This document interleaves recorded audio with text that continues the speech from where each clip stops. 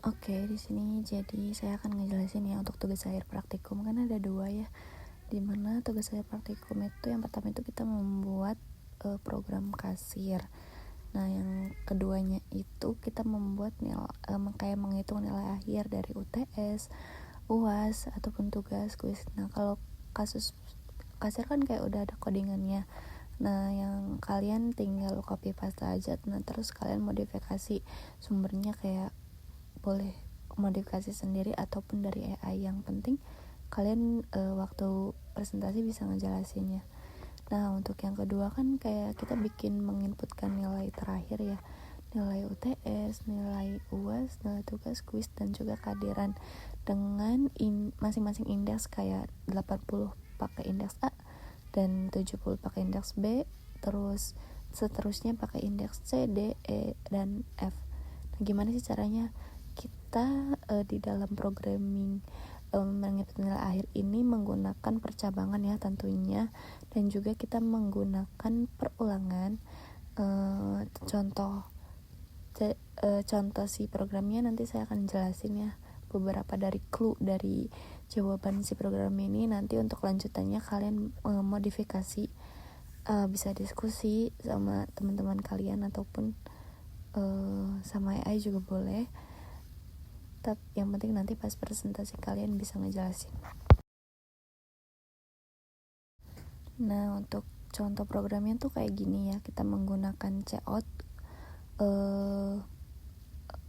untuk input dan cout untuk output dan in untuk input, dan juga kita menggunakan percabangan yaitu if else, dan baru yang terakhir kita bisa menghitung rumusnya.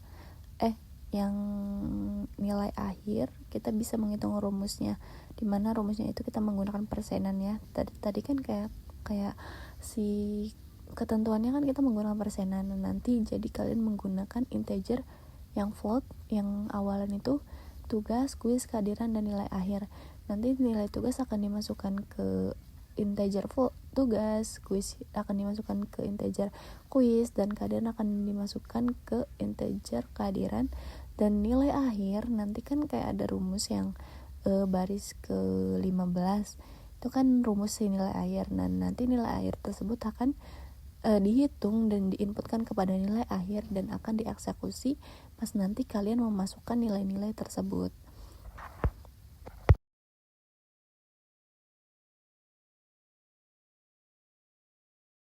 Di terakhir nanti akan muncul kan kayak keterangan nilai akhirnya berapa, cout nilai akhir, dan cout indeks nilai, dan indeksnya itu A atau B. Di sini saya menggunakan contoh cuma sampai nilai B doang ya. Kalau di sini percabangannya itu misalkan jika nilainya itu 80,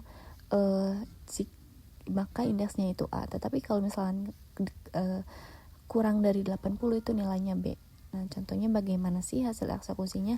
Nah, nanti kalian bikin programnya kayak gini ya, sama kalian tinggal nambahin nilai UTS, nilai UAS, sama indeksnya kayak C, D, E, F-nya kan belum ya. Nanti kalian tinggal tambahin aja. Nah, untuk eksekusinya itu seperti ini ya. Kalian jangan lupa save as dulu ya, namain si nama programnya, takut tiba-tiba hilang gitu di perangkat kalian. Kita biasa compile and run. Cara inputannya kita masukin nih nilai tugasnya mau berapa. Misalnya di sini saya 90, nilai kuisnya 90, nilai kalian 90, maka kan tadi kan per persenannya kan 10%. Nah, jadi nilai akhirnya itu 27. 27 kan kurang dari 80, maka indeks nilainya itu B.